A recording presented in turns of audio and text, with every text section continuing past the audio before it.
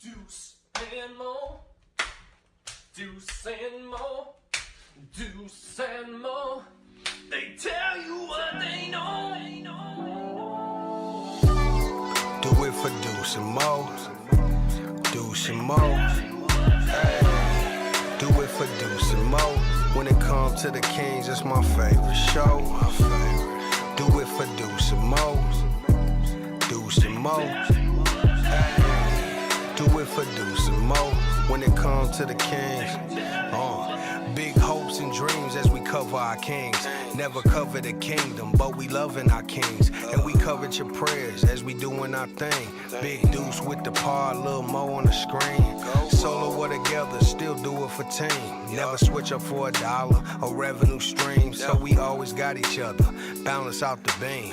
Deuce and Mo, and that's the end of the theme song. Do it for Deuce and Mo, Deuce and Mo. Hey, do it for Deuce and Mo. When it comes to the Kings, it's my favorite show. Do it for Deuce and Mo, Deuce and Mo. Hey, do it for Deuce and Mo. Happy Friday night! How about those Kings? Why are we wasting any more time, Morgan Reagan?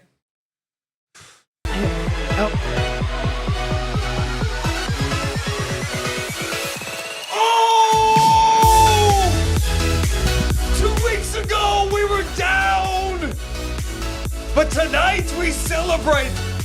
The Bean team is back.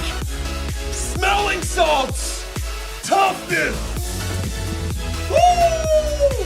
Threes and defense, and the Kings get a monster night from Domantas Sabonis. A franchise record 28 threes. Oh, and they win without De'Aaron Fox.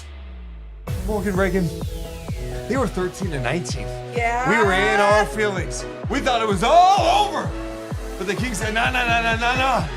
Doug Christie is here, and we are alive! Let's go! Let's go, Carly!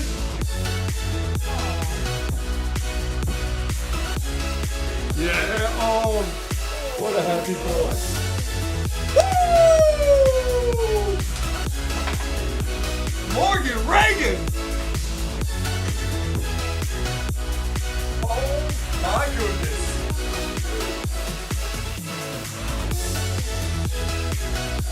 What a Friday night. Are you going to turn on the lights? It looks kind of cool like this right now. I have to focus it when you do. Oh my goodness. The camera's unfocused? Uh-huh.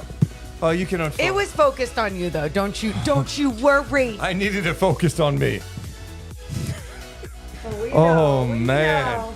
How much did we need this, Kings fans? Oh, Friday night. Ooh. A win in Boston. A win in Boston. Oh, the lights are on. Is that good? That's fine. That's fine. Ooh. You need to turn the fan on if you need to, man. Thank God. For the permission. We need a little fog to start the day. How is everybody doing on a Friday night? Thanks so much for being patient with us. Morgan, she's working as hard as the Kings right now. Ooh, I like it. She was in San Francisco doing the show with Drapes, came back to Sacramento, and now we are live to talk about the Sacramento Kings doing what many thought was the improbable just 2 weeks ago, turning their season around. Let's go. They go to Boston tonight. Yeah, they did. Morgan, and I never thought I would say this. Mm-hmm. The Kings went to Boston tonight in that fourth quarter. They clap that ass. Oh my God. Ah! My God. Holy shit. I know. Dude. This is why I love sports, Morgan. I'd say this all the time because guess what? You probably wouldn't have predicted the Kings would be 13-19. Facts. And then when they were 13-19, you did not say they're going to turn it around and be 19-19. 2 weeks ago, the Kings fired Mike Brown. Were you sitting here thinking, you know what? They'll be fine. They'll be 19-19 before we know it. No. What? Was anyone thinking that? And if you were, you're like a pathological liar, scumbag. Or I was actually going to say like a fortune teller, or what's the person that Psychic. future fortune teller. Hey, same thing. I don't know. But yeah. Man. Yep. Clap that ass. Shout out to everyone joining us live right now. Let's give some love. Make sure to hit the thumbs up and subscribe as we chase 20,000 subs. Is your voice okay? Yeah, a little sip of water won't do any harm. A little bit of fog. No, not at all. Oh my God. I was on a Kings chat on my way home. I like went into a Kings chat just to hear what they were talking about. Of course, then they have me on. You guys are so sweet, but like I wanted to listen to you guys. And they were so sweet. But then Keith at the end was like, "Hey, are you singing tonight?" And I'm like, I don't have I have old, you know what's funny? I only have beamless night. Shut up and light the beam. But then I was like, oh my God, I do have a few old ones. Okay. Tell me if you remember. Okay. And I'm serious. I'm ready. I would be shocked. I'm ready. I only did these one time. Please, this is the perfect vibe for a Friday night. Okay. If you're at home, go ahead and give a little cheers to yourself. If you're cheers. drinking LaCroix, water, some wine, some whiskey, some beer, whatever you're drinking. I said that you were going to force me to sing, but now I'm very much like, don't make me sing. Don't make me sing. Okay. So anything beam related. Okay. Okay. Do you believe in the beam? I can feel something inside of me. Why can't this be a playoff team? Oh, That's hitting who is that? Sure. Okay, good job. Okay. It's not unusual to believe in the beam. It's not unusual to have fun with the beam. But when I don't see that gleam in the sky, Oh, no. I forget the rest. Okay. Okay, good start. That's Okay. fine. And then I had, You could do no wrong right now. I know, because I'm giving you a song and Yeah. you always ask me to sing. So now you can't be mad at me because I'm I not. sing. What's another one? Oh, I guess it would be nice if I could see the beam tonight. Because I know not every beam be like a winning beam like you. You know that? Yeah. Okay. I don't remember you ever doing that one, but Really? I like it, yeah. Okay. She's just a beam that smiles at me after every Kings victory. There's nothing like seeing that bright purple sky. Now and then when she don't shine, I ask myself, shit, did they lose it at the line? Remember, because last year they missed hella free throws? Second free throw shooting in the league this year. Give me a hell yeah. Give me a hell yeah. That's all I got for you. So there. Oh, sweet beam of mine. And don't forget about one of our favorites, you know. Bring me the beam boys and free my soul. I want to get lost in your pick and roll and drift away. But then get this. Give me the Beam boys and free my soul. I want to get lost in your light and glow. Light and glow, the fucking beam, dude. That's my favorite song. Don't fuck it up. Okay. One more time. Okay, no. Okay. Just that last part of it. All right. Give me the beam boys and free my soul. I Wanna wanna get lost. in Get your- out. Let me cook. Okay, then if okay. you're not, if you're Yeah. gonna fuck this up. Cook it.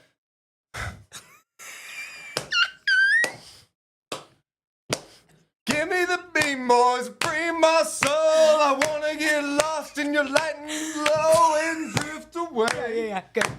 Don't. Give me the beam boys and free my soul. I wanna get lost in your pick and roll and drift away. Okay. There you go, yeah. Okay. Yeah. And now I thought about this on the way home. Oh, you had a new one? No. Oh. But you just ready? Yeah. There's just been a change of a lyric. Are you sure you're ready for it? I think I can be. Don't you dare look down. Can't you see that gleam? It's a lit up town. I said, shut up and light the beam. This laser is a Kings fan's dream. They said, ooh, shut up and light the beam. We were victims losing games in the most dark and depressing ways. A joke of the league, it was a shame. Oh, we were bound to see the laser, bound to see the laser. DC took charge. I don't know how it happened. He took the floor and they said, oh, don't you dare look down. Can't you see that gleam? It's a little down. I said, shut up and light the beam. Yeah. Love it. Good job. Good job. Thank you. I know it's like a little. You know what? I gotta be Is it honest. too fresh? The body's still warm. You Okay. literally 2 weeks ago, Mike Brown was in those lyrics. I know. And you just got, we'll take him out. DC It was is such in. a fun song. Mike who? And like, yeah. You're So sick. anyway, we're working on new Beam songs I didn't know. every single week. Are we? Well, you know what I thought about? When you know, try one of my and force me to favorites. sing a Beam song and I don't know anything. We haven't even started the damn podcast yet, but one of my favorites is Love Story. But that has nothing to do with the Beam. I know, I just like it. Because you were shooting threes and I was getting rebounds and I looked at you to get in a horn set, but you waved it off and said, hey, no, a DHO. And I said, dear, and keep shooting in the restricted zone. I'll be rebounding because I love it. So you'll be my point guard. I'll be your center. It's a king story, baby. Just say yes. When you... This is what when you touch him like this and you hold him like that, it's a foul for the stars, but it's not for Sabonis. When you grab him like this and you jump on his back, I just cannot believe that it's marginal contact. When will it be more than marginal contact for him? Wow. Wow. I was not expecting this. We got Fogg. We got Morgan in the lab. Cooking up. It's a Friday night, and I know how to make Deuce happy. You just sing a fucking song about the Beam. There you go. Hell yeah. Yeah. Shout out to everyone watching us late on a Friday night. Let's give some love to the chat. Jamar's in the house saying, I need a Morgan Kings album. Shout out to Guz. What up, Yesta? Chewy. Mikey's in the house. What's up, open Mike and Ron? Kristen and Bren. Everyone's worst nightmare. OP, Kevin Durant, Homer, James, and Oleg. Thanks so much for the super chat of $10 saying Sabonis was a rebounding machine. Yeah. 28? Yes.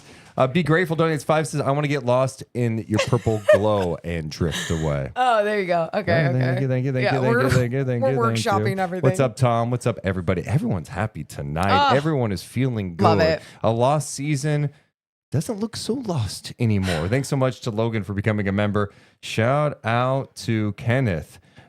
He's a member again. Thanks, Appreciate Kenneth. you guys for all the support.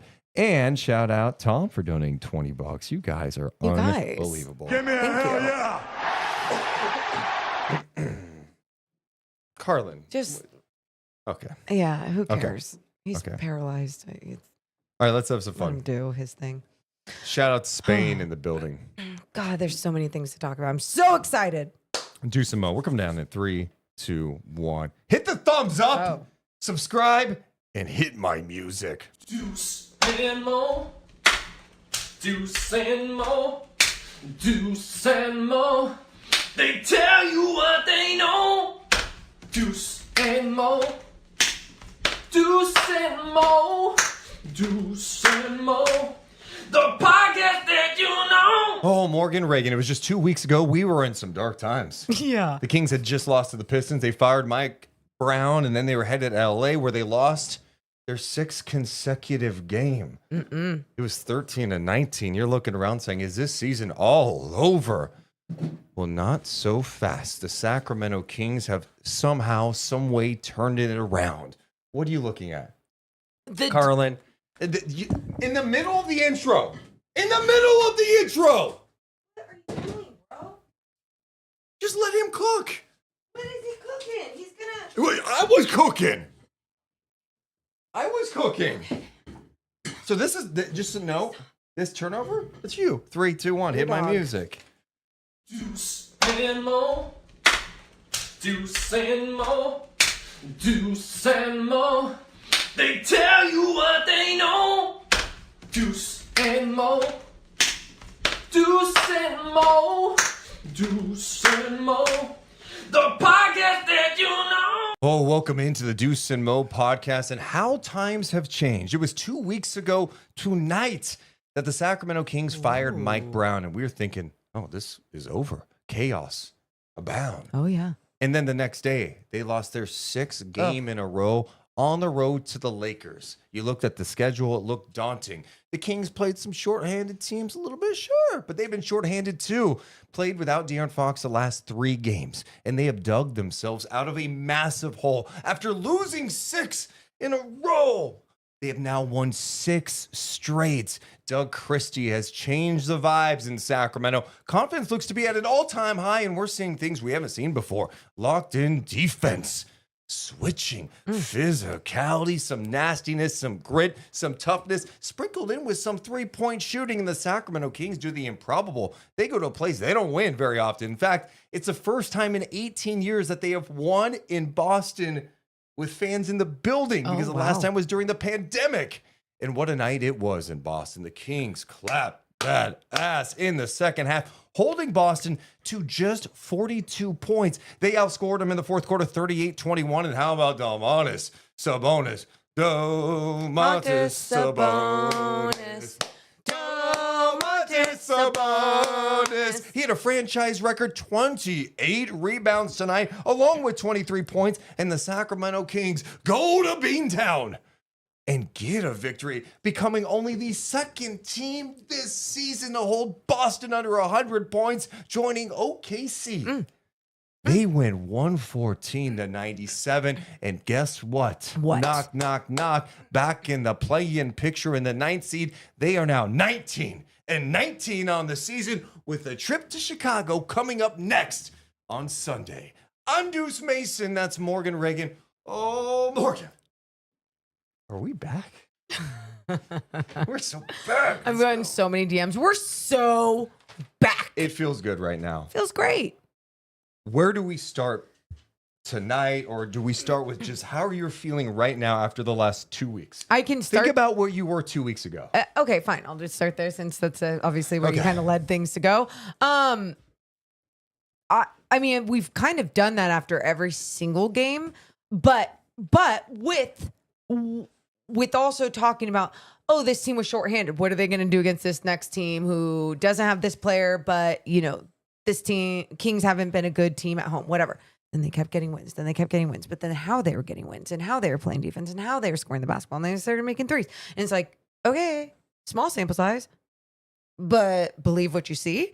And now I sit here today after beating a healthy Celtics team with no De'Aaron Fox, feeling really good about the Sacramento Kings and where they're at right now. And I feel guilty for feeling so up and down, for feeling the lowest of lows. And now I'm like feeling great, like maybe. But I also think it's fair to say you and I are watching a lot of different Western Conference teams play on our off nights. And you think about everyone's challenges and what's going on everywhere in the Western Conference. So yeah, I'm feeling good.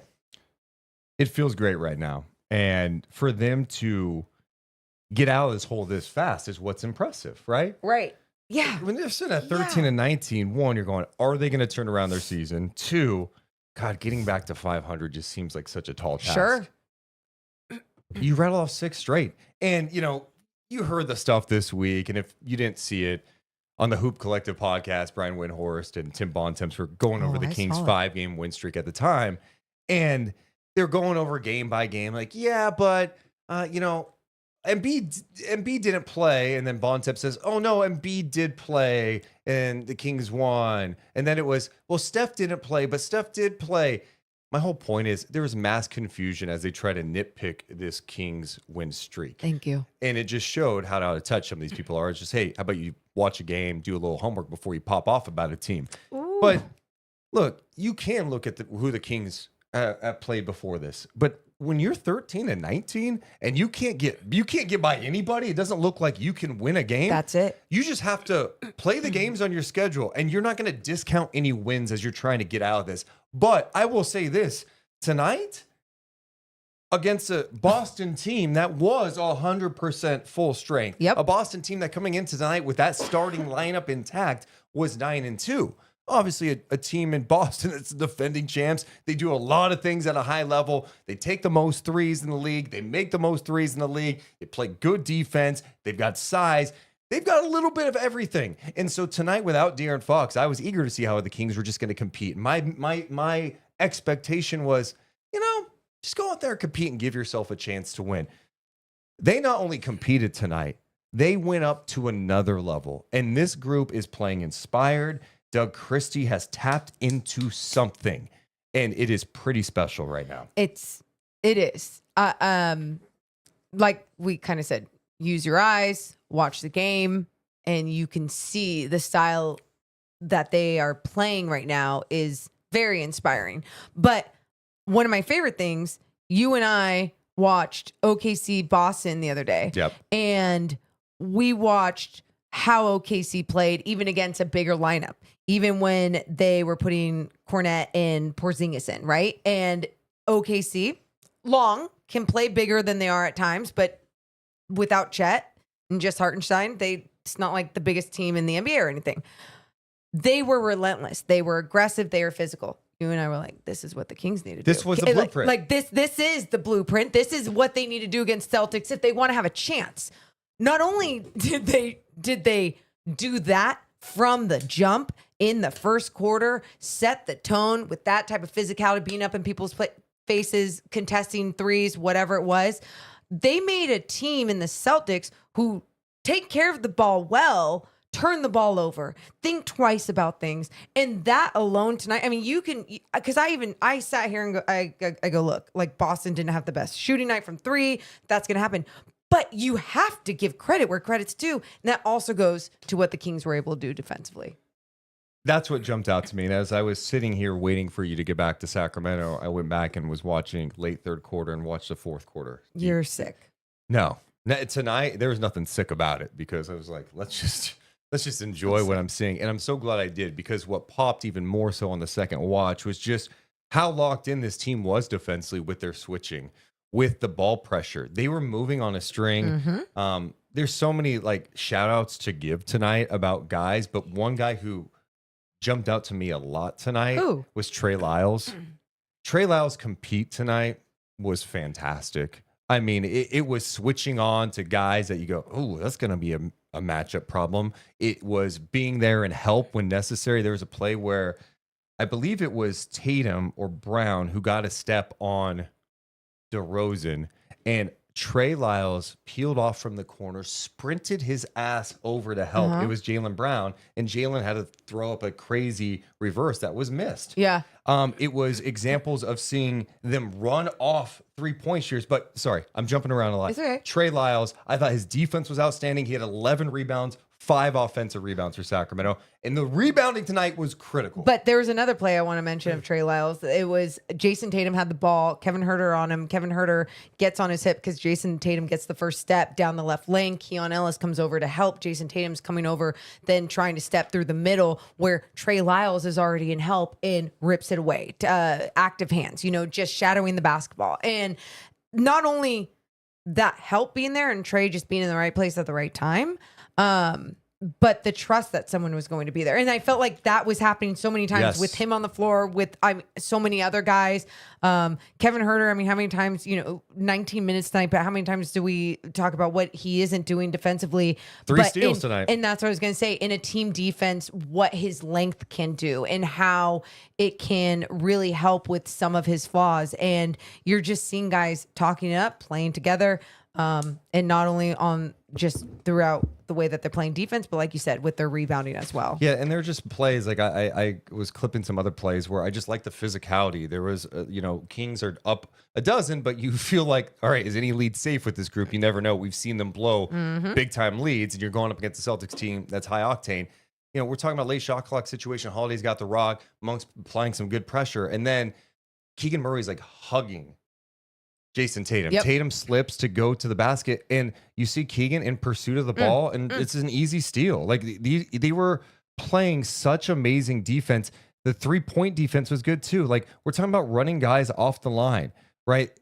Here's a situation where you see Monk come over, help off White to run Porzingis off the line, then Sabonis gets back and help, and goes straight up vertical. Porzingis takes an awful shot. And not only did you see that on that possession where Jaylen Brown started going downhill, Keegan loses him, the help is there. But then look at the way that Monk is trying to run out on Porzingis. Yeah. Porzingis has to go in the paint. But look where Keegan's also rotating out on. Understanding where Derek White is on the floor. Like, just the understanding of always being aware of where a shooter is. If you aren't denying, whoever you were on, where do you need to be next? Like, you just see that focus. And I keep saying that it's like kind of like Keon said to us at practice the other day when we asked about the defense.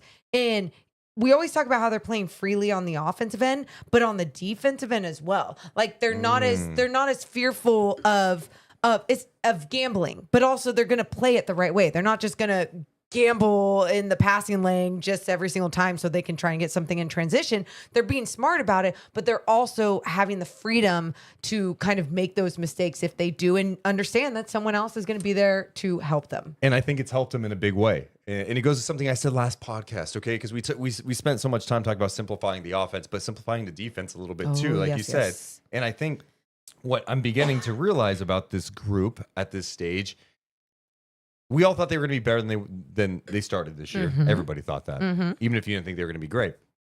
But this group has a lot of smart players, and they have some intriguing talent that has some physical gifts out there. Like Keon Ellis is just like tenacity and just like the instincts out there defensively, right? Playing the passing lanes. Keegan's physicality. Keegan taking a couple of games off, I think has helped him in a big way with the shooting and his defense tonight. He played outstanding defense on Jason Tatum. What the Kings did on Tatum tonight, I hope they review that tape and look at it and just, I hope that gives them the confidence need going forward, because Tatum can kill you with all those weapons. Morgan, it was Keegan on him. It was blitzing at the right time, the right double teams, the right help. But to your point, it's trusting that this group of players, not every team can do this, that this group of players you can give them a blueprint of what needs to happen defensively and then let them go just do it and read the game. Anyone that has, I think, even played basketball. Yep. I'm not even going to say at a high level, just anyone that has played basketball and understands the game. You might not have the best individual personnel on the defensive end, but what you can do when you play together is incredible. You can have so much success. Now, there's going to be times when the next level comes, or the playoffs, postseason, whatever you want to say, and it's like, it's not going to be the same. That's fine. That's fine. Like, get there when you get there. But if you play a style that is discipline and together, and when I say discipline, I'm talking about everyone being able to sacrifice their bodies, or their hands are up all the time. That, you know how difficult that is to move your legs while your hands are up in passing lanes, always talking, all those little things that you have to think about. And I just feel like this team is doing all those little fundamental things on the defensive end as a team. And that is the buy-in, and that is why it is working. The buy-in's fantastic. It's beautiful. Early on in this game too, I was just looking back at my notes in that first quarter, they were targeting Keon a lot with Jaylen Brown. And I was worried about that because Keon, as gifted as he is defensively, there's just, Jaylen Brown, he takes his shirt off, you go, oh my God, is that Deuce Mason? Like how chiseled and ripped and strong he is. You know what I mean? Mm-hmm. It's insane. You see what? Yeah, no, it's just so it could be a tough match, and they went to that a lot. But then the Kings adjusted. They brought more help over. They switched some matchups, which was great. But they didn't let that deflate them either. Yeah, they kept playing, and I thought tonight, going into the game, we had talked about this. It needed to be the OKC blueprint because there's some similarities there. Obviously, OKC has some defensive players that are like crazy, right? Like Lou Dort.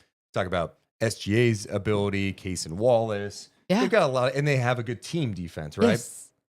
But Sacramento, in terms of like from a size perspective, there are some similarities there, right?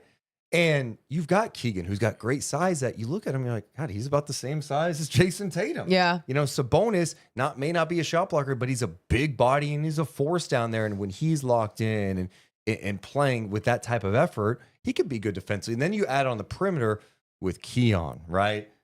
Devin, even Malik tonight. Malik Monk. Dude, I think he stripped Jason Tatum at one point. Tatum had 8 turnovers in this game. Oh, beautiful. So I think he had one sequence on Jaylen Brown that was outstanding too. Even Devin Carter tonight, who is kind of the unsung hero to me, the way he started that fourth quarter. Yes, yes. Doug Christie stuck with him. Doug just said, no, he's playing well. Doug mentioned this after the game too. He was about to go to Keon to tell him, hey, I'm going to roll with Keon. Yeah. And as he was walking over to Keon to tell him, Keon I'm going to roll with Devin. Hey, stay with Devin. Yeah. Is that what I said? You said I'm going to roll with Keon, and then he walked over to Keon. Let's rewind that. Use your mind. Okay. Yeah, it's okay. So Devin Carter was really productive in his minutes, right? Huge impact in the fourth quarter. Sure. Knocked down those back-to-back threes and took Pritchard off the dribble with a strong take to the basket. Both of his threes made were over Porzingis. And then he was bringing it defensively, too. Just a pest. He was everywhere. And Doug went over to Keon and be like, hey, I'm going to roll with Devin here. And before he could say that, Keon said to Doug, no, keep Devin in. And that's the type of like selflessness.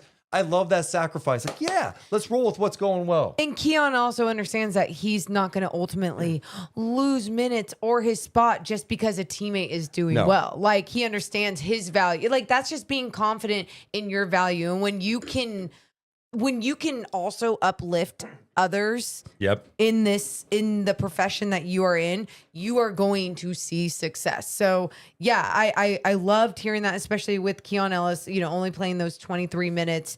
But the understanding of Doug really understanding what is working. So he's going to keep rolling with that. Dude, right? also in 22 minutes had 3 steals. The Kings had 11 steals tonight. 3 from Kevin Huerter in his 19 minutes. 3 from Keon Ellis. 2 from Keegan Murray. You started talking about, and I'm sorry, I went back to Keon, but you started talking about Devin Carter in that fourth quarter. And I forget at what point, it was like only the first half, he had 6 minutes or whatever it was. Yeah. And I remember being like, oh, maybe Doug's not going to go back to him. Something that we saw a lot with someone like Mike Brown, right? Where it's like people had their chance and then he's going to go with what he needs to go forward. I love when rotations are staggering, when they are like, no, we need to vibe with something else right now. And then for someone like Devin Carter to step up in the way that he did, especially on the offensive end, attacking the basket, attacking Peyton Pritchard, being willing and confident to shoot the threes that he did shoot. And, I think even he was 3 for 5. Yeah, I remember the one where he was like, oh, can I, kind of not a heat check, but just. I loved it. Like him taking it. I'm like, it's not a bad look. And the 2 he hit in that fourth quarter were both, I believe, over Porzingis. The first one, Porzingis gave him a little space. I think he was worried about getting blown by. And then the second one, was a better contest by Porzingis, but it was confident. And it's like, yeah. And then, you got the ball in your hand, go make something happen.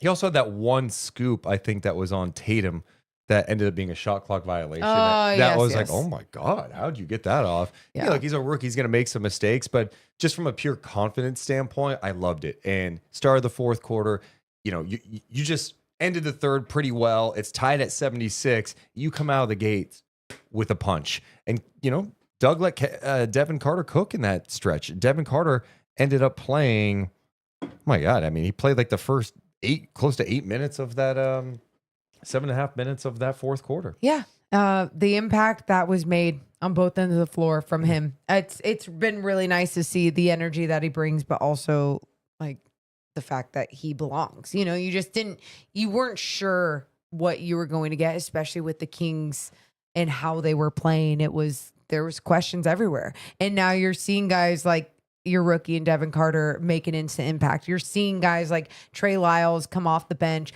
make some shots, get some rebounds, play tough. So many different guys.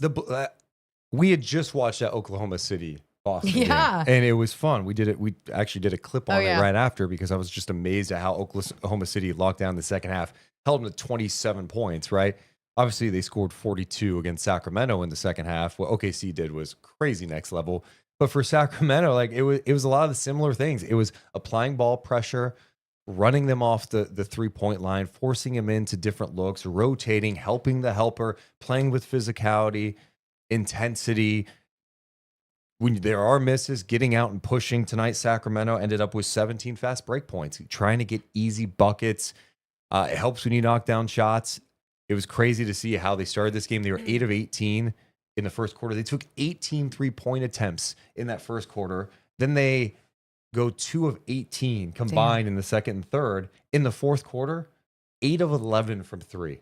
They outscored Boston 38-21 in the fourth quarter. But yeah, it reminded me a little bit of the Oklahoma City game. I'm like, holy shit, like this team is locked in, playing with pace.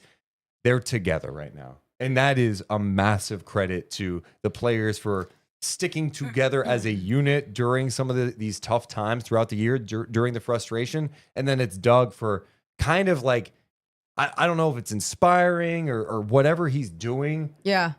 But whatever it is completely rejuvenated this team. Yeah.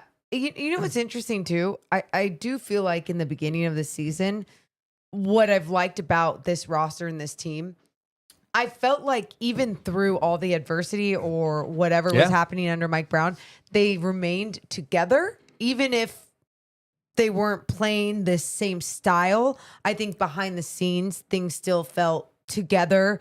They talked about togetherness, and you're seeing togetherness vibing in this in a much happier way. And for them to experience all the lows together and to stay together for all these highs. And you're just seeing how special, how magical it can become on the basketball floor. Dude, it's special right now. It is fun stuff. stuff. And belief is powerful, man. When you have someone that believes in you and, you know, you're staying positive and then, you know, there's a switch. Yeah. And it feels good. Do and you believe in the beam? Oh, you know what I believe in maybe now? What? Remember that mirror? Jebediah, give me that mirror. No. Jeb. No. Thank you. Sit down, idiot. Okay, so Morgan, do a little reset for the people for a second. Reset. Okay. Was it right after Mike Brown was fired? I think it was to start the new year. I think it was start to the new year, and I dropped this mirror 10 times so I can like pluck little brows and shit. And you didn't drop the mirror 10 times. It's 10 times magnified or whatever. 10 times magnified? Yeah. Yeah. You've made it sound like you dropped the mirror 10 times. So no, this mirror, 10 times magnified. And I just like swung something and it dropped and it broke. And I was like, ah, shit. Like, isn't that going to mean like bad luck or something? So of course I go to TikTok to find all my information. And the first thing that comes up is someone's like, all it is you're breaking through all the negativity to get to the other side. And I brought this up on our New Year's Eve podcast, telling Deuce, like, I don't know, man. I believe in this shit. And like, we've had a vision board before. We have this mirror, this broken mirror where we broke through all the negative energy and we are getting to the other side. And holy shit, we're seeing a lot of wins. And how many losses do they have since that happened? 1. 0. Oh, wait, you think 0 in 2025. Oh, 0 in 2025. When was the Lakers? I don't know. Who cares? They haven't lost since this. Really? Yes, that's what I'm saying. Oh my God. Oh, you're right. Wow. What a time. Amazing. So everyone, remember what we said last time. Everyone, go break mirrors. Go break mirrors right now. Go to your bathroom. Smash a mirror. Smash. Yeah. Tell your parents Deuce and Mo told you to. Could you imagine? You're like blood everywhere. Like, dude, like you had my child smash a mirror. He needed 17 stitches. Yeah, but are the Kings winning? Yeah, like, do you care about it's a stitch? What do you mean, man? Thank you. So anyway, thank you for buying in. Yeah. Some other things from tonight. Let's talk about the rebounding, Morgan. It was 56-43. Sacramento out-rebounded Boston by 13 tonight. They had 16 offensive rebounds to 8. In the second half, Sacramento had 8 offensive rebounds. Boston had 0. Ooh. The fight, the aggressiveness, the battling. I love that shit. And, you know, the guy we have to spend some time on now, man. Put some respect on this guy. Domantas Sabonis. 23 points. A Sacramento-era record. 28 rebounds. He surpassed Chris Webber's record of 26 rebounds that came in an overtime loss to Indiana. Webber had 50 points in that game. I think it was like 51 and 26 or something. Sabonis, 23 points, 28 rebounds on 10 of 15 shooting, 3 of 4 from downtown. Let's start with the rebounding. Okay. Everybody on the floor knows this guy's a good rebounder. Everybody talks about, he's under. This guy went and got the boards, played with that physicality, just nasty out there. Yeah. Not only did he finish defensive possessions, he created so many new opportunities for the Kings. He disrupted so many different opportunities for the Celtics to feel better about their life on the offensive end. Crushed their dreams with the way he was rebounding tonight. That was impressive. He had 8 offensive rebounds, 20 defensive rebounds for the total of 28. Just nasty, dude. 8 offensive rebounds. And alone. I think I saw a stat from Sean Grandy, the longtime radio voice of the Celtics, that I should share. Oh. Because it's pretty crazy here. Most rebounds in Boston last 50 years. Oh. Domantas Sabonis, 28. The last time this happened, March of 2002, Ben Wallace had 28 against Boston. Most rebounds against Boston. It's Sacramento's first win in Boston in front of fans in 18 years. Ooh. Sabonis shatters Kevin Love's 14-year-old TD Garden rebounding record. And it was Boston's worst loss of the season. Oh, that is so fun to hear. I love the feeling of crushing the defending champs, and like not in some bullshit matter, right? They're playing good basketball. They're doing it the right way. They did it without one of their best players. They did it after facing the adversity of losing a head coach and losing a lot of games. Yeah, like there's a lot to this as to why this win was so special and so shitty for the Boston Celtics. One other Domantas Sabonis note I want to mention. The 3 of 4 from downtown. Oh, yes. He is not hesitating on threes this year. We have been asking for how many years? 3? Yeah, for 3 years. Man, it'd just be so nice if Sabonis could knock down some threes. Can he take some more? Last year, he shot it at a good rate. Or, excuse me, an efficient rate. But didn't take a lot of them. Well, I looked at the numbers. Last year, Sabonis took 87 threes. Okay. 87. He was 33 of 87. Okay. Pretty good percentage. Yeah. This year, through 38 games, he has taken 85. He's almost matched last year's total threes. He'll probably do that next game. He has made more threes than he did last year. 39 of 85 from 3, just under 46% from downtown this year. You think about adding that to his game, especially in today's NBA, and what that does for an entire roster. Having a big that can pass, great. Love it. You love to see it.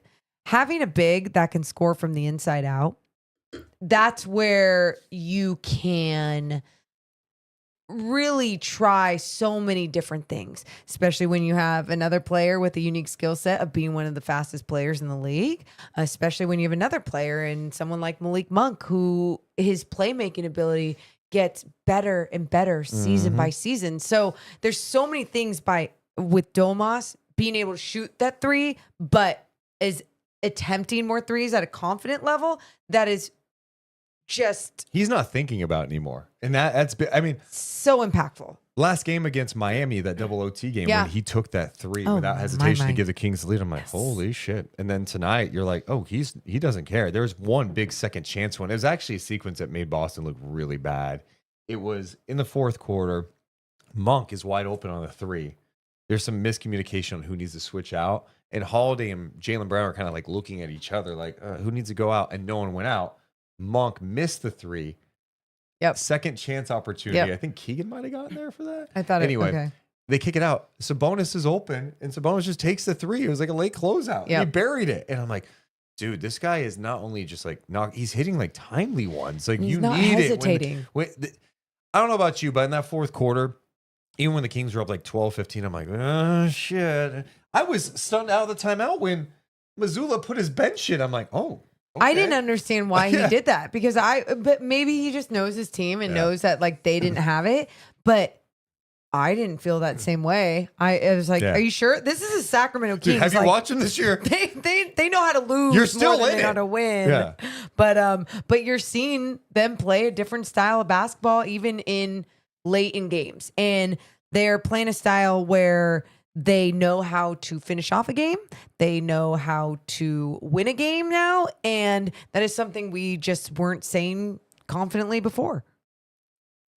Man. Big enough sample size to really like say that too. Under Doug Christie, they're 6-1. Small, but under Doug Christie, 6-1. They are during that time third in points per game at 121 a game. During that time under Doug Christie, this last 7 games, they're 5th in offense. They're 5th in defense. Top 5 in offense and defense, dude. I think that's probably the biggest surprise about the compete level defensively and how, like, dude, even with the team that may not be chock full of crazy defenders, the team defense is locked in right now, and you're seeing it. And I think adding Devin to the fold has really helped things too. And the last 3 games without De'Aaron Fox, like, holy shit! Yeah, I know. I think believe what your eyes are showing you. And that's the biggest thing I would say too, is like what we've seen recently. When the Kings were winning games earlier this year, and I might have already said this on the podcast. You did. Okay. Or maybe you said it to me, but I think you said it on the pod too. Yeah, it's just like even some of the wins were like, well, they found a way. Okay, cool, that's good. You found a way. Or it was clunky. It wasn't consistent. And it's hang on to that one. It's a game of runs. Like there's still going to be these games. The Kings are still going to lose. But you just went to Golden State and beat the shit out of the Warriors. And you go to Boston and beat the shit out of them late in that game. Just raise the banner. Raise the banner. What? You beat Boston banner?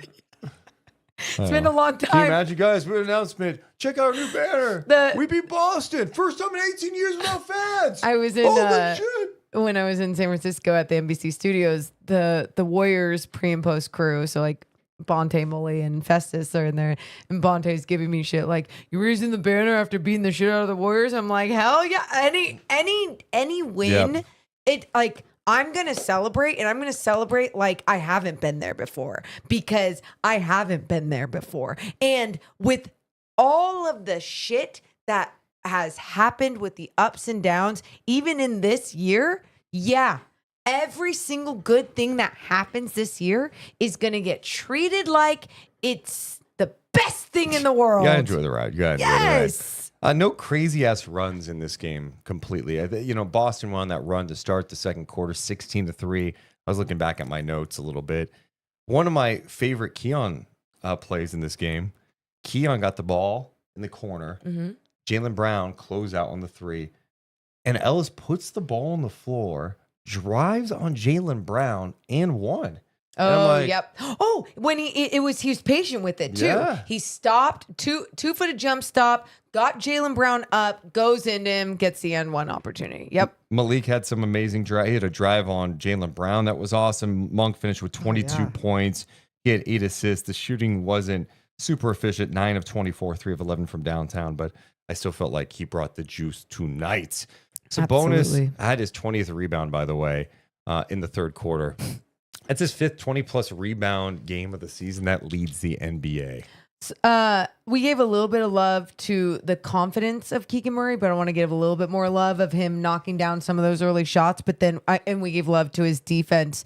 But it was just so nice to see him knock down even more threes throughout the game. Like, it wasn't like, oh, he knocked down those 2. Okay. Everyone went cold, right? The Kings went cold in the second quarter, and it was just like, oh, shit. Okay, maybe it was just a good first quarter. It's like, nope. It started to continue again in that second half, and Keegan finished 5 of 8 from beyond the arc. You just love to see him be a little bit more aggressive, confident, free-flowing with his shot, especially when someone would get it to him in just a catch-and-shoot situation. I loved it. He had one play where it was he got the ball in a catch-and-shoot, and I think White was the defender, and Carter was in the corner next to him, and he kind of faked like he was going to pass to Carter and got White to bite just a little bit. Gave him the space and hit the 3. And I'm like, oh, wow, I don't see that often from Keegan Murray.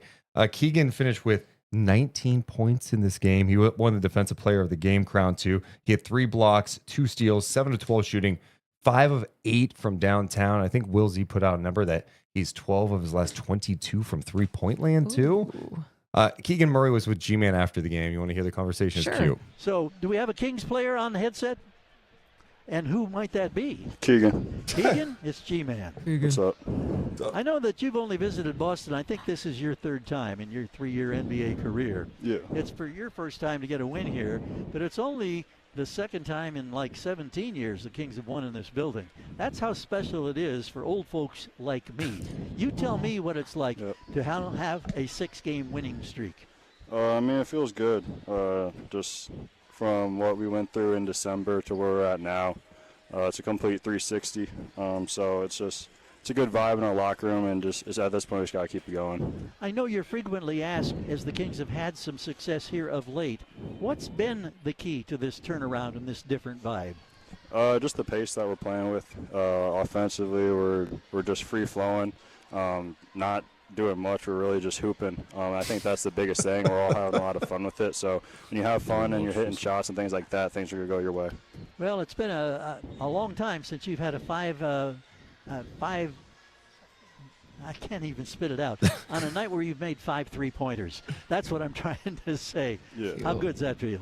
It feels good. I mean, I feel like my normal self, back healthy, things like that. So for me, it's just my confidence is at an all-time high right now, and just need to keep that rolling. So, well, I want to ask you about a couple of other performances tonight. Let's start with that first quarter. The Kings set a tone by hitting 5 of their first 7 threes. That's the good news. Then they went into a long spell there where they couldn't buy a 3. But in the fourth quarter, you knocked down 8 of them as a team. Man, that's just spectacular.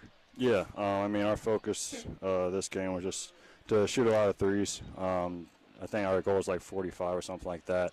And we know that we're a good three-point shooting team, especially recently. So that was just it, and we got on a roll late and just closed out the game. 3 of you end up scoring 20 or more. Malik had 22. DeRozan had 24 after he had a real struggle early on. But I want to ask you about Domas. We sometimes, I think, are guilty of taking him for granted.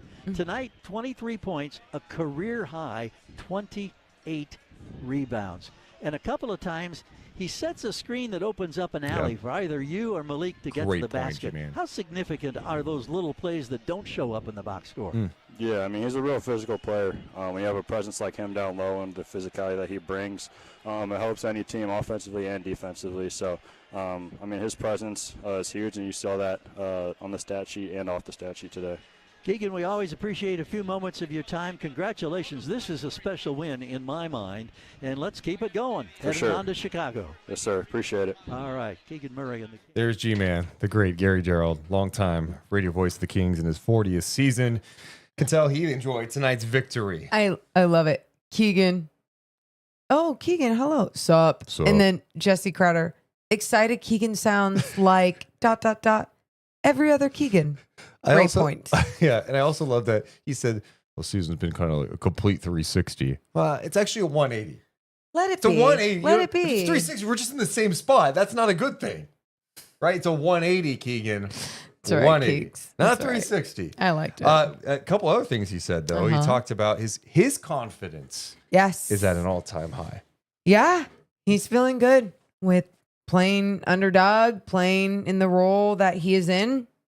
And that's just good to see. I mean, it's good to hear. And, you know, it makes you think about so many different things, but I'm also so down to just move forward, especially with all the winning. It's like, yeah, I know. The reality though is like, his confidence was shaken, and he sounds like if there's one person who's been really happy about the change with Mike Brown to Doug Christie, it's him.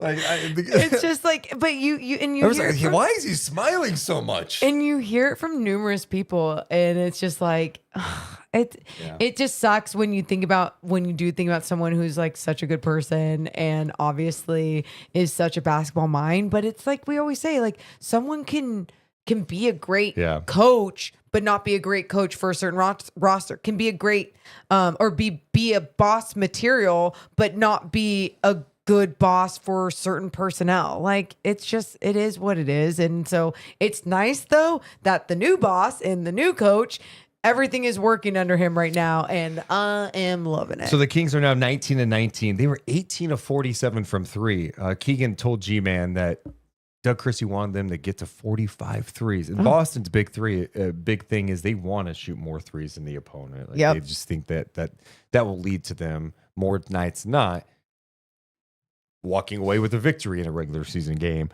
Sacramento took more than them, 6 more threes in this game tonight, 18-47. Boston was at 11-41. That's 26.8%. They were 40% from the field. We mentioned the Kings out rebounding them. Sacramento also had 11 steals in this game, and they had 8 blocks in this game. They had more blocks than the Celtics. 3 from Keegan. Everyone in the starting lineup had a block tonight. Damn. Yeah.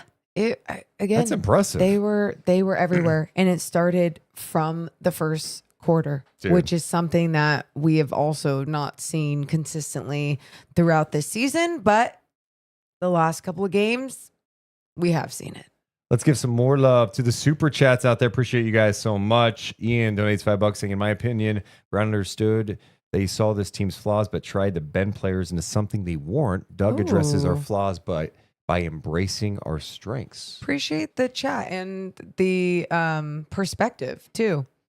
Yeah, that's a good one right there. Yeah. Doug addresses our flaws by embracing our strengths. Jonathan donated $5. Appreciate that. Thank you to PMV as well, who also donated and said, why all the Fox hate? It's depressing.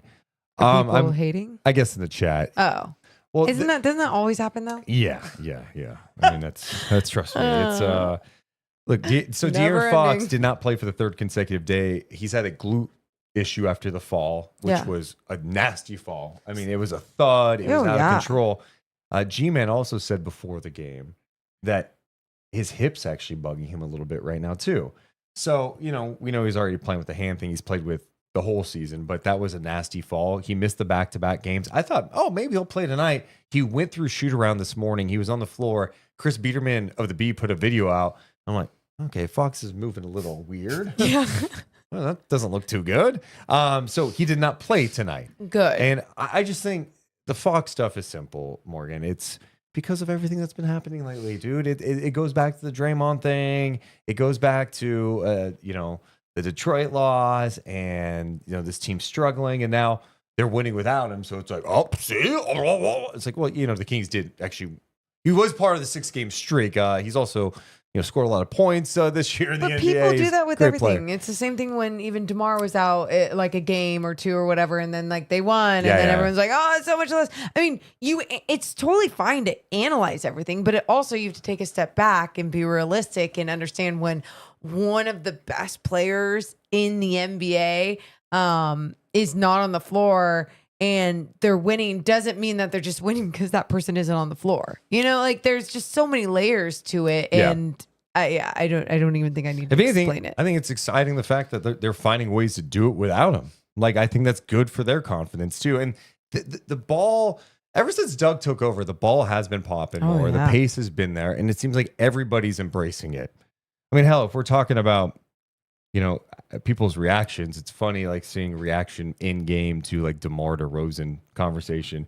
DeMar DeRozan tonight started 5 of 20 or 5 of 21? It was 5 of 21. Was it 5 of 21? But he was literally, I was watching, I'm like, that's a good shot. He makes that shot. And I'm trying to, in my first year watching DeMar as close as I've ever watched him, obviously because he's in Sacramento, I try to look at him like, look, he's done this a long time.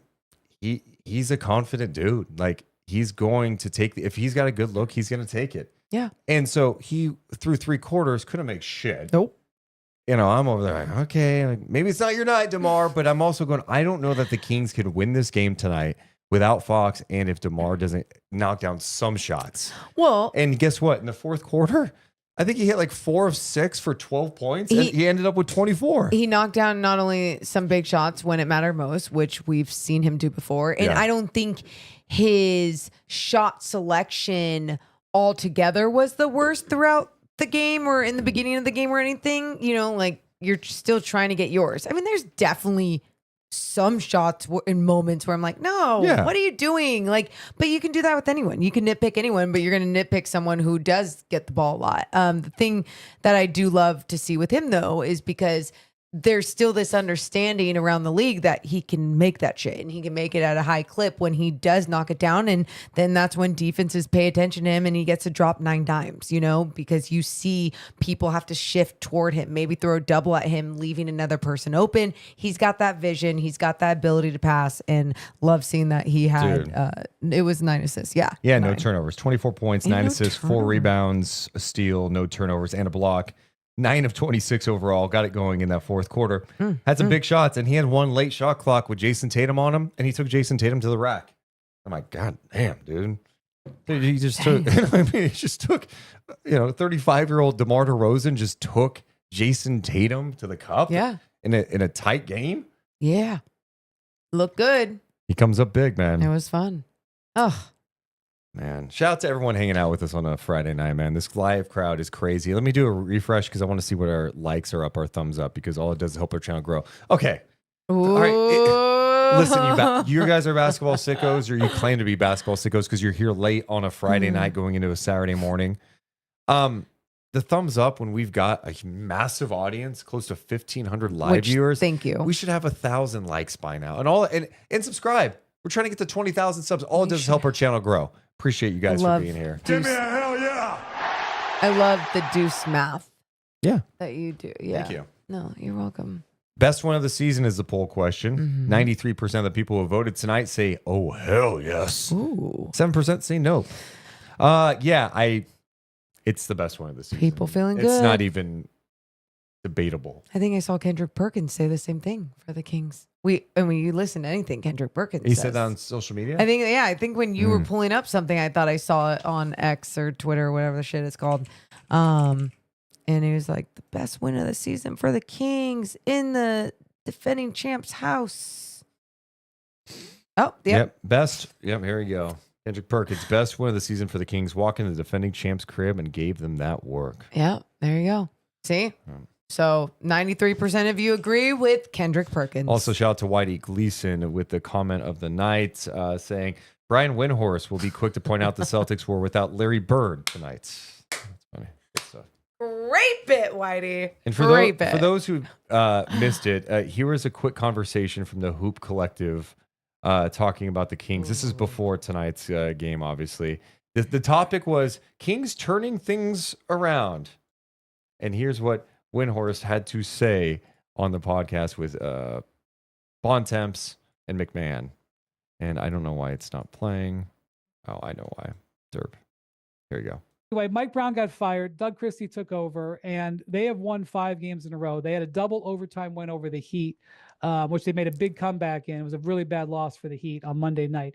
Now, let me just go over these 5 wins. There are some asterisks. I was going to say. I'm going to say. Some interesting things here. They beat Dallas without Luka. And Kyrie. Oh, Kyrie was out for that game too? Don't like the smug That faces. one was kind of a rest night. All right. That was their first one. They beat Philly. Paul George played great in that game, but Embiid did not play in that game.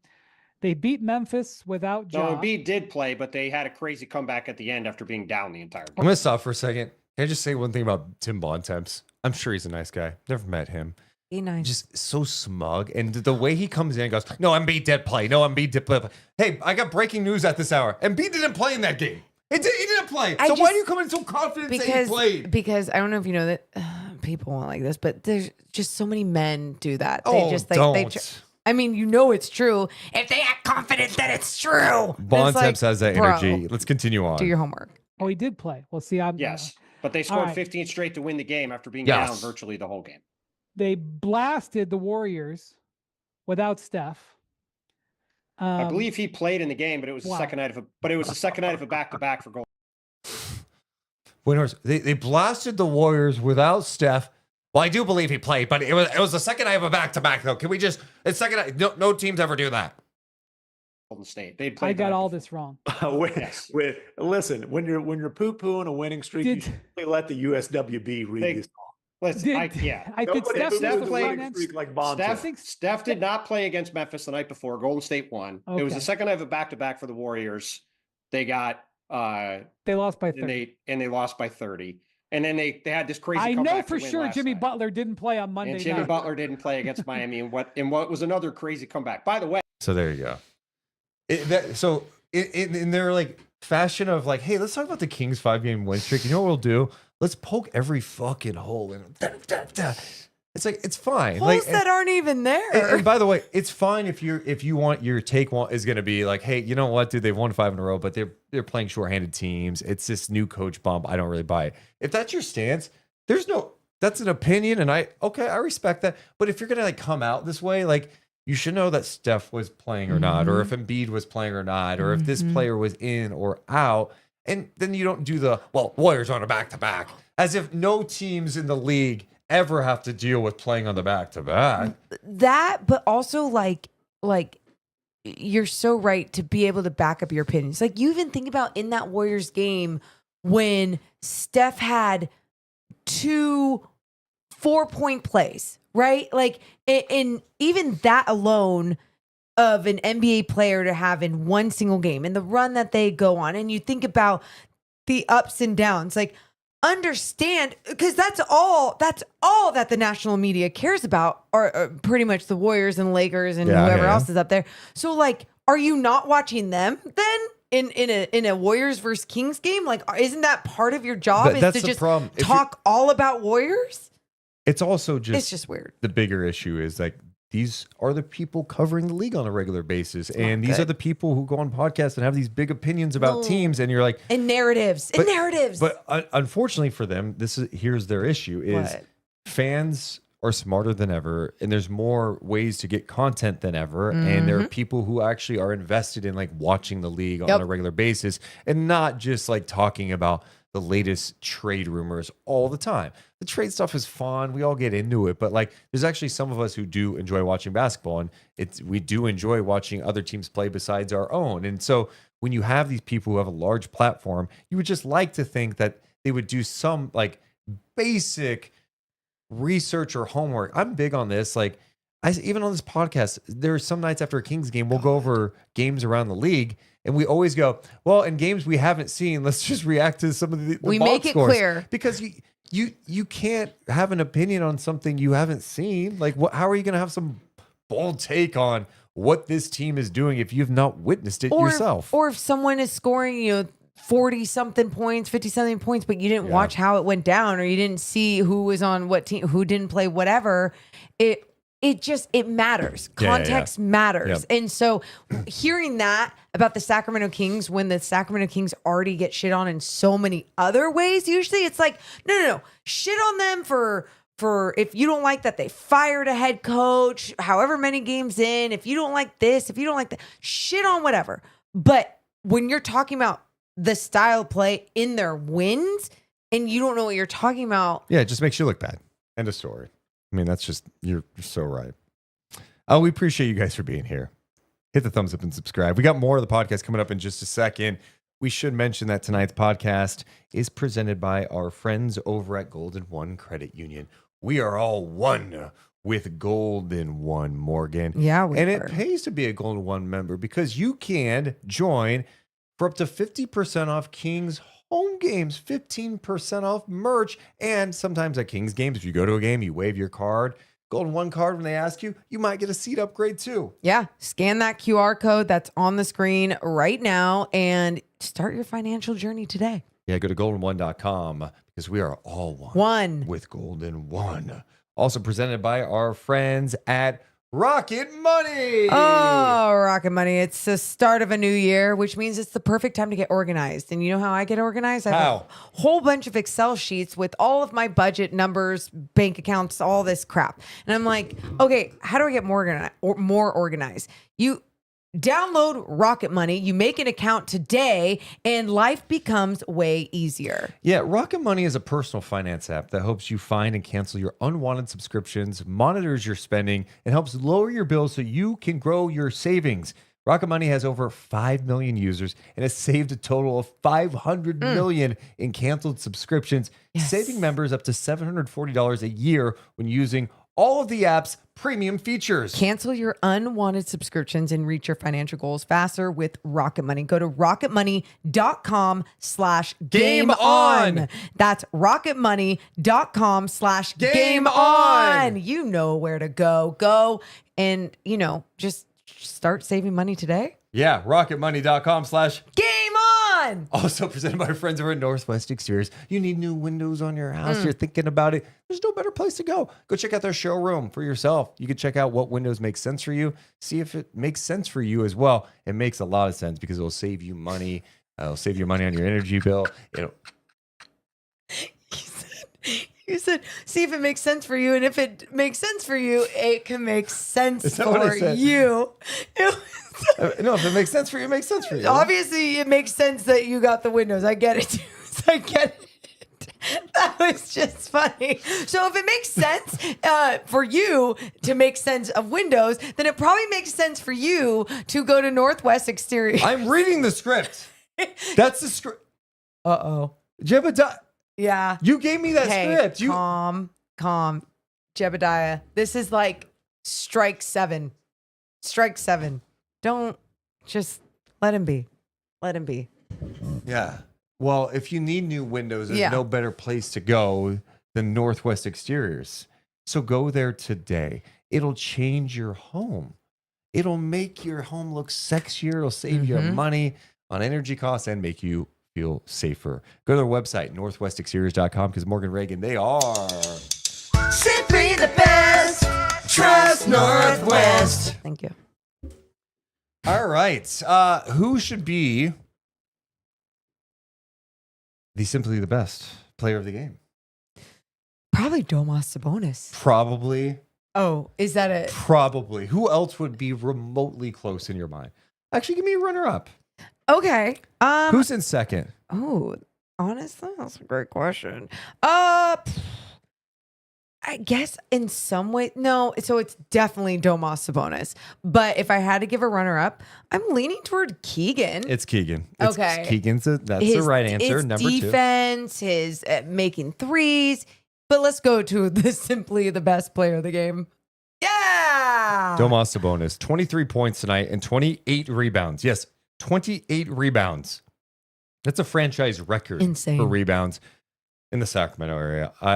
Era, I count that as a franchise record. Sorry, that's just me. Yeah. So in the 40-year history of the Sacramento Kings, Domantas Sabonis at the top in rebounds in one game with 28. He was also 3 of 4 from downtown.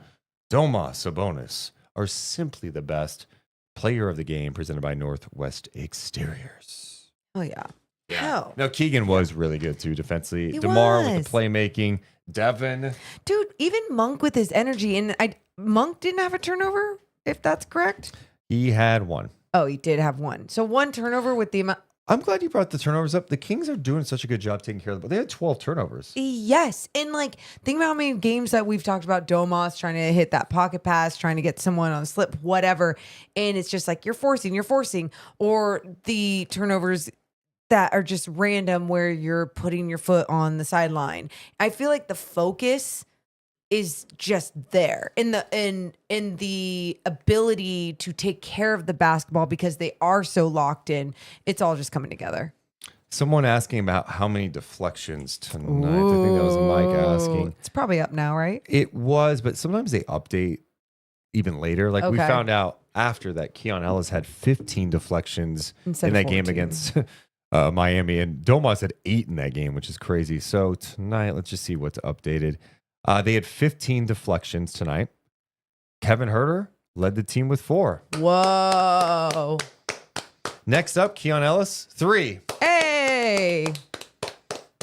Next up, Domantas Sabonis and Keegan Murray and Malik Monk with 2 apiece. Woo. Trey Lyles had 1 and DeMar had 1. Great job, guys. Great job. Great effort. Boston had 12 deflections. Dude, Boo. Yeah. Boo, F Boston. Yeah, that's a good number, 15. That's a great number. I think they had 26 last game, which is just insane. And where it's great, I mean, you're slowing down a team in their half-court offense, a team that likes to swing the ball around, get a nice 3. I thought Boston started doing a better job of working it in, getting some points in the paint. They finished with 40 points in the paint to the Kings 48 points in the paint. But again, without making their threes and the Kings rebounding the shit out of the basketball and ending a defensive play, it just was everything was going in their way. Tatum only took 13 shots in this game. Only 13 attempts for Tatum. He had 15 points, 12 rebounds, 5 dimes, but 8 turnovers on 5 of 13 shooting, 3 of 7 from downtown. Peyton Pritchard, who, I mean, it can be so explosive. He had an off night, 1 of 7 from downtown. Hauser was 1 of 4. One of my favorite things I saw was the Kings at one point in the game ran him off the 3-point line. Yes. I've never been so excited to see Sam Hauser take a mid-range 2 that was made. I was like, oh, I'll take it. Yeah. It's not 3. Yeah, because he doesn't take like any. I know. Like he literally only takes 3. So there, try and force him to do something that he's uncomfortable with. In the chat, someone saying TD Bank was quiet tonight. Dude, the boos came out. After that Sabonis 3 on that second chance, they were booing the shit out of them. The boos came out and the light the beam chance at the end of the game. Yeah. Like how? How has that happened there? It's amazing. But I mostly love the boos. Because all I'm thinking in my head is, I'm like, Kings fans would never boo their team unless it was like the beginning to the end kind of thing. Like again, against the Pistons, in that loss is when you really started hearing Kings fans like starting to boo at the end, right? Yeah. Because they were just like so upset that how do you lose that game? But I feel like with Celtics fans, it happens a lot more. Yeah, expectations. Sure. We want playing, they want championships, 100%. And good for them. No, I mean, it's true. Yeah, it's like, of course we want championships, but baby steps. Katie told an interesting story in the first quarter tonight, I think it was. Okay. She was saying that DeMar, without the knowledge of like the coaching staff, worked with like some film guys to compile some of like Doug Christie's like best defensive moments from his career. Cool. Because some of the guys on the team don't know like much about Doug Christie. Like Keon was suggesting the other day that he's a better defender than Doug. And I'm like, that's cute. That's cute. And I'm sure there's a lot of people who listen to this podcast going, yeah, Doug Christie played 23 years ago in Sacramento. Long time ago. I haven't seen him either. But for those who don't know, Doug Christie was like a legit ass defender, all defensive team guy, took on the toughest matchups, really talented defender. So DeMar had the film guys put this together and they showed the team and the coaches. It was like a fun surprise. They had DeMar and them had them put together Doug Christie defensive highlights. That's what I said. Did I not say that? I don't think you said that part. That's why I was just making sure. I'm pretty sure you can rewind the tape, but Doug Christie defensive highlights, and to show that for DeMar to do that. That's cool. It's a great like together so cool. thing. Like yes. and DeMar knows because DeMar like is old. He's old. He's seen him play. I can tell you that.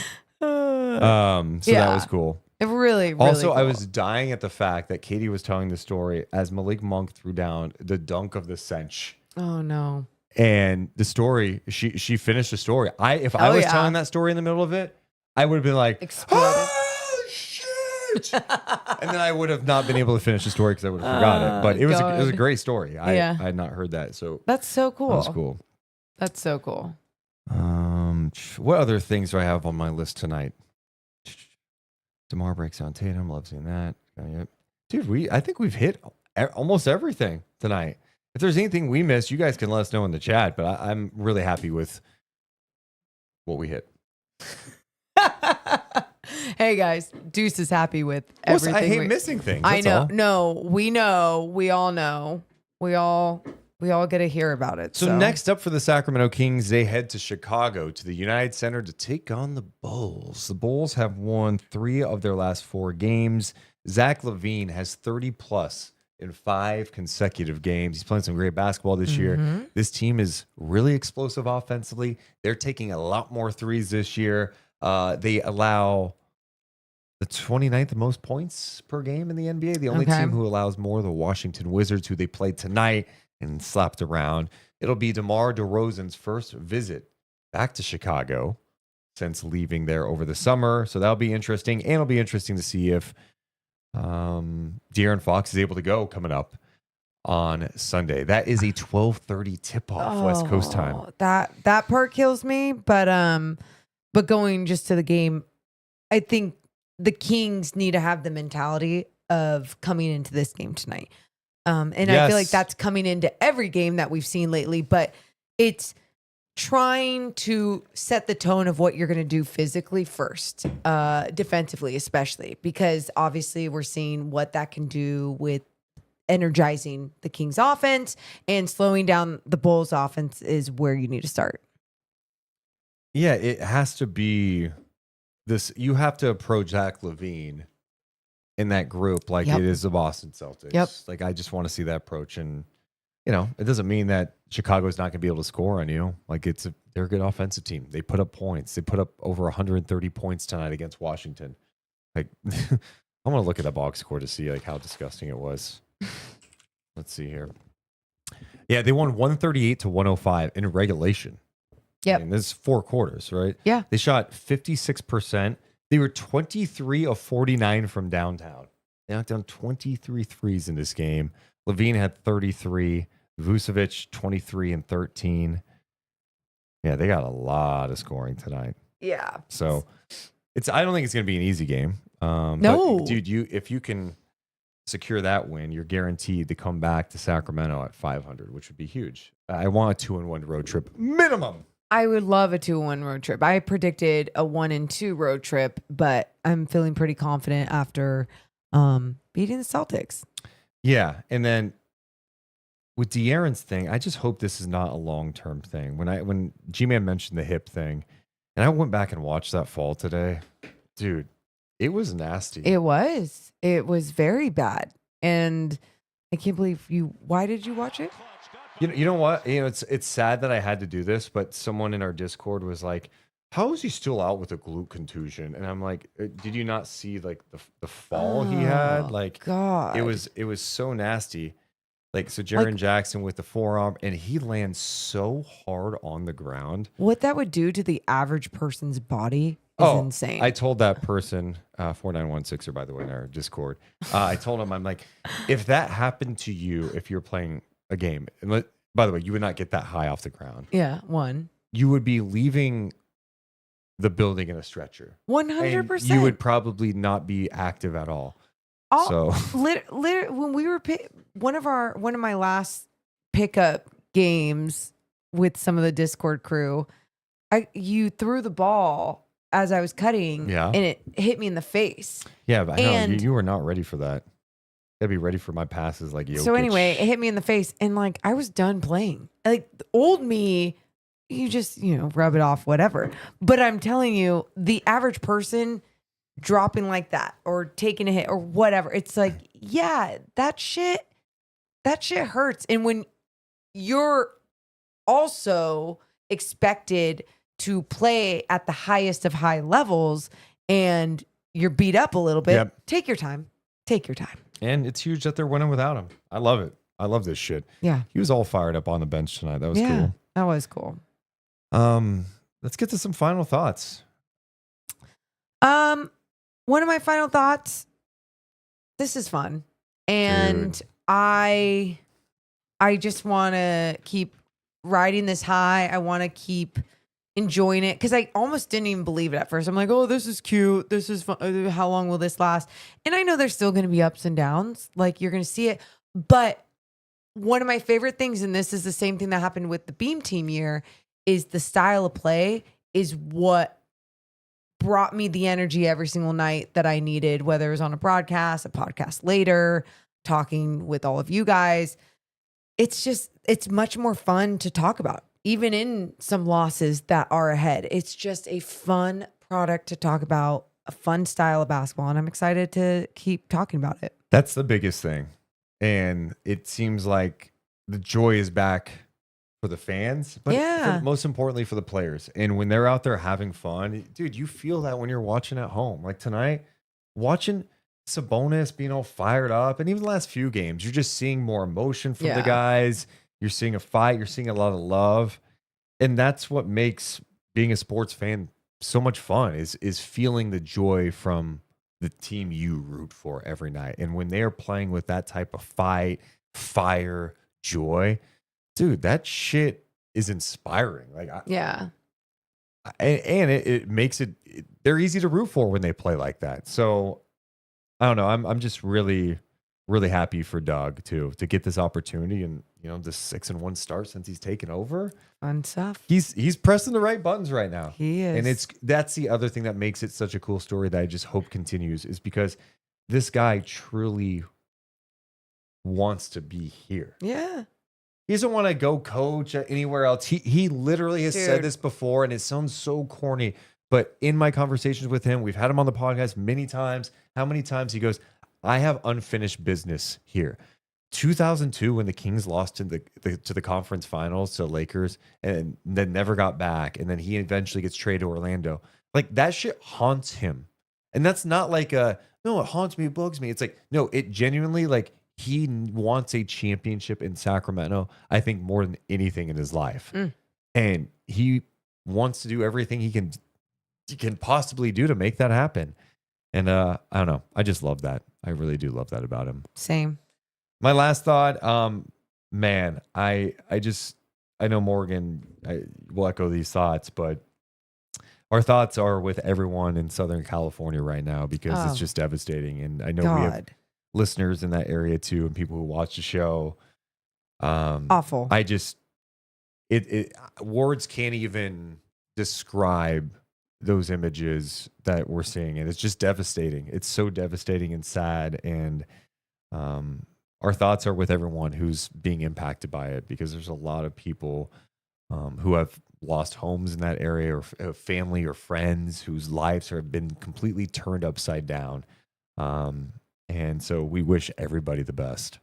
The Lakers and Clippers canceled their games coming up too. Yeah, no, it's just absolutely awful. It's like you said, it's hard to even put it into words and express how sad and devastating it is. So, yeah.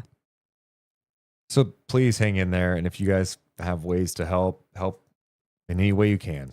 So, our thoughts are with everybody dealing with that. We appreciate you guys so much. We'll be back on Sunday evening. The game's at 12:30 p.m. So doing the math, I think we're going to be live around 6 p.m., 6:30 p.m. Pacific time that night, following Kings and Bulls, and we'll talk some NBA too. We love you guys so much, but we gots to go. You all have a wonderful rest of your night. See ya.